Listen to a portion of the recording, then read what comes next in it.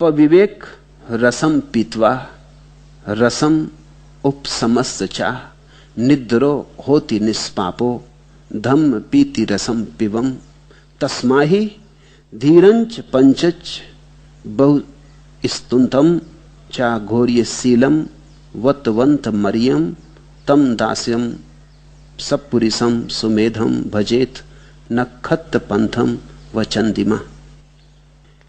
एक दिन वैशाली में विहार करते हुए भगवान ने भिक्षुओं से कहा, भिक्षुओं सावधान, मैं आज से 4 माह बाद परिनिवृत्त हो जाऊंगा।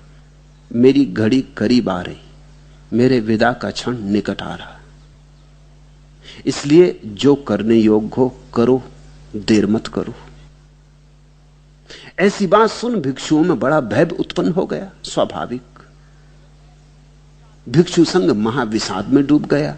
स्वाभाविक, जैसे अचानक अमावस हो गई। भिक्षु रोने लगे, छाती पीटने लगे।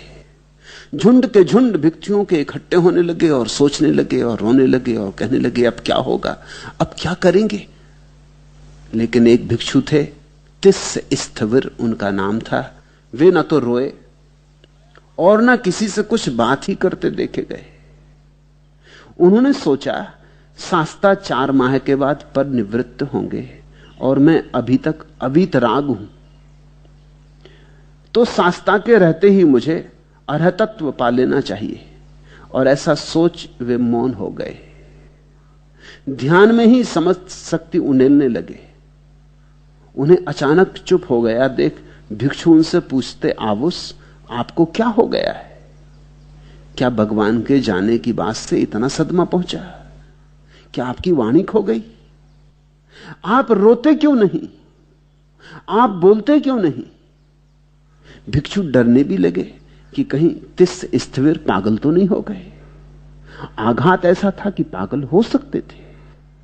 जिनके चरणों में सारा जीवन समर्पित किया हो, उनके जाने की घड़ी आ गई हो।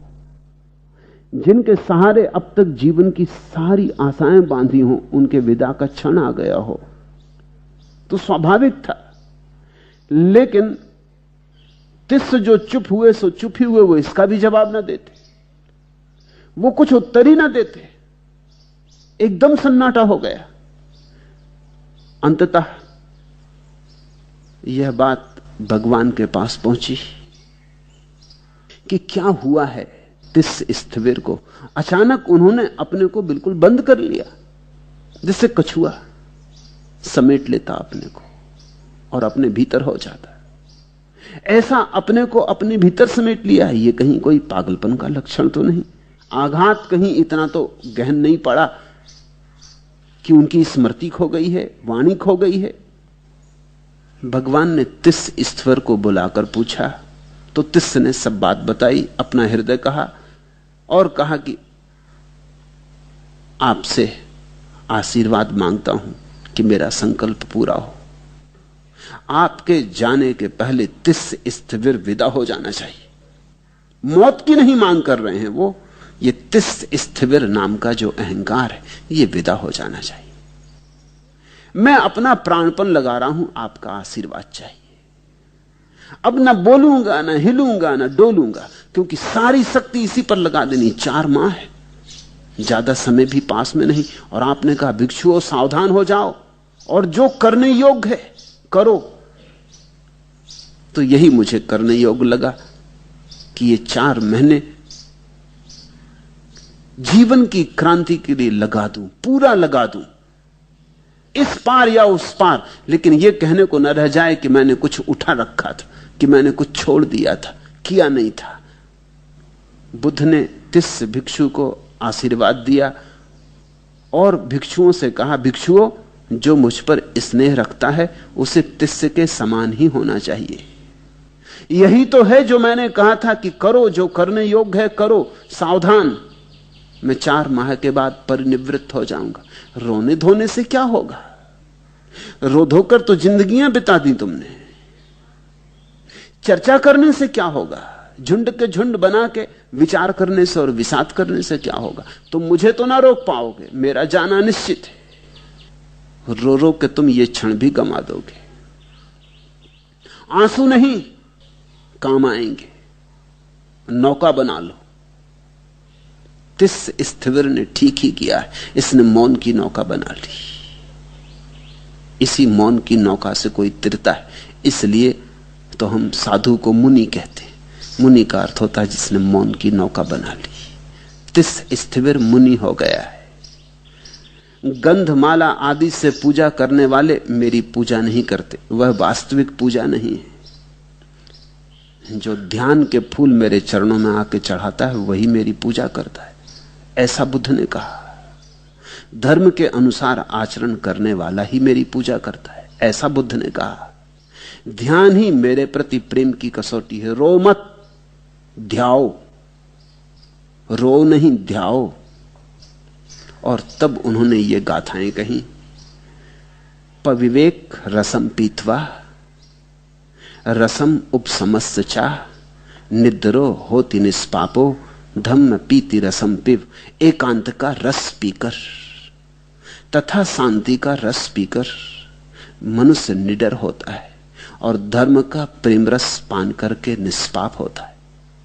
तो एकांत का रस पीकर, एकांत का अर्थ होता है अपने भीतर डुबकी लो। बाहर बहुत संबंध जोड़े, दूसरे से बहुत नाते बनाए, दुख के अतिरिक्त क्या कब पाया। अब अपने से नाता जोड़ो, एक नया सेतु बनाओ अपने और अपने बीच। अब अपने में जाओ। एकांत का अर्थ नहीं होता हिमालय चले जाओ। एकांत का अर्थ होता है जो संबंधों में बहुत ज्यादा जीवन ऊर्जा लगाई है उसे संबंधों से मुक्त करो, अपने साथ रमो, आत्मलीन बनो। एकांत का रस पीकर, पविवेक रसम पीतवा। और बुद्ध उसको रस कह रहे हैं, प्यारा शब्द उपयोग कर रहे हैं, क्योंकि जिसने एकांत का रस पी लिया उसने अमृत पी लिया। जिसे तुम संबंध में खोज रहे हो और कभी संबंध में पा ना सकोगे, वो एकांत में पाया जाता है। वो अपने ही स्वभाव में छिपा पड़ा है। वो झरना तुम्हारा है, वो तुम्हारी ही गहराइयों में दबा पड़ा है।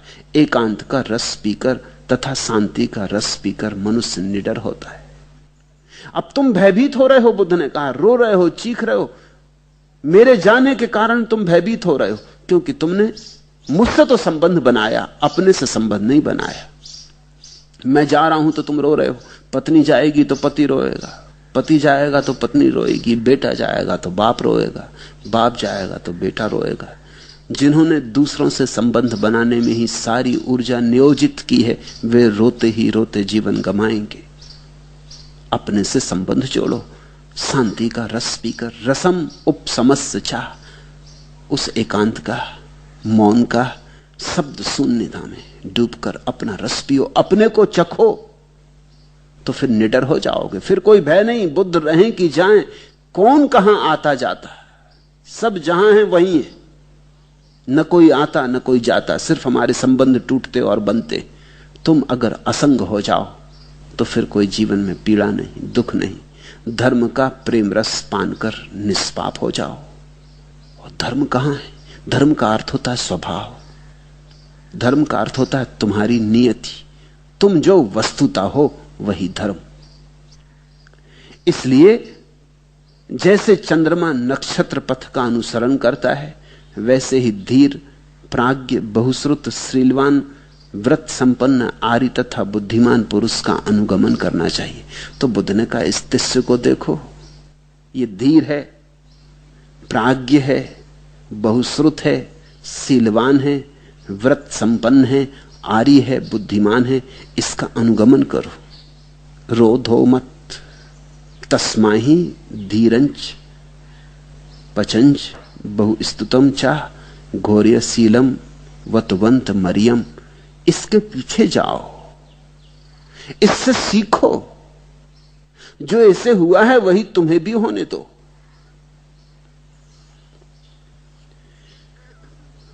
ये जो तिस स्थिविर कर रहा है, क्या कर रहा है? कोलाहल से काल की निद्रा नहीं टूटती, न धक्के मारने से समय का द्वार खुलता है। रचनात्मक समाधि के व्यूह में जाओ, नीरवता और शांति को सिद्ध करो। रात, अंधकार और अकेलापन शक्ति के असली उत्स हैं। रोशनी से बचो और लक्ष्य को अंधेरे में विद्ध करो।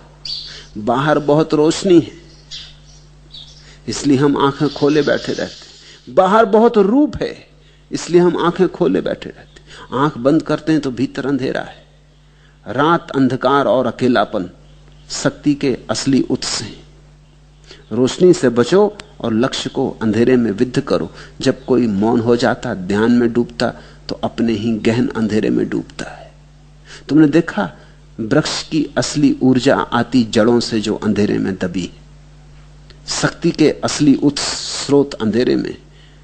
मां के गर्भ में अंधेरे में पड़ा हुआ बच्चा बढ़ता है, जीवन को पाता है।